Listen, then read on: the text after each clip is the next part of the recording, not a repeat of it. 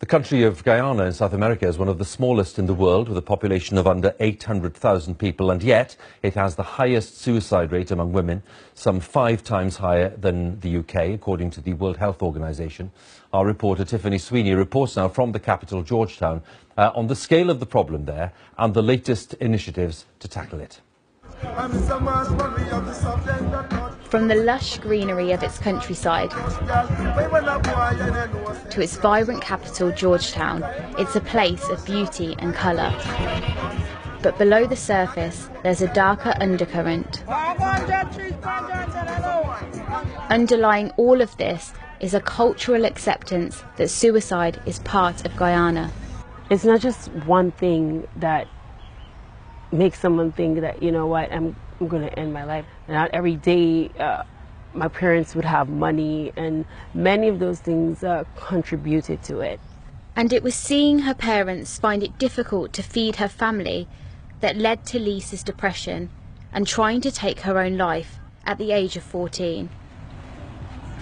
Yeah, I felt as though, you know, they were struggling a lot, and I wanted to do more and to help them, and I felt like if I was out of the equation, then things would be much better.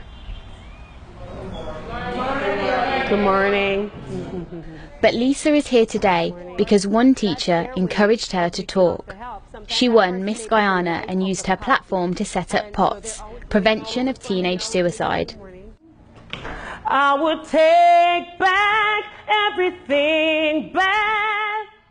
Lisa shares her story of how she became a singer and a model. It's her way of inspiring young people. After the discussion, 5 school children wanted to talk. About things that happen. I'm always in school. I never like to let people know my feelings. I always smile. They all shared similar stories of family members dying, absent parents and bullying at school. Some were so overwhelming, it was clear they needed support. Support that this school gives through its teachers, but here they're still waiting for a counsellor, something the government has pledged. If you're so young and vulnerable at that age and no one's telling you you can be something or you can make something of your life, I believe in you, then you feel worthless, and that's essentially what these kids are feeling. So what's the best team? My one is Golden State Warriors. Okay. Beverly Cyrus is the head teacher at this school. She believes tackling issues at home are just as important as education. Some of them are living like in different homes at different periods of time. You know, so most of them are not in a stable home. So you find that various behaviors are coming out because what mom would encourage, grandmom wouldn't.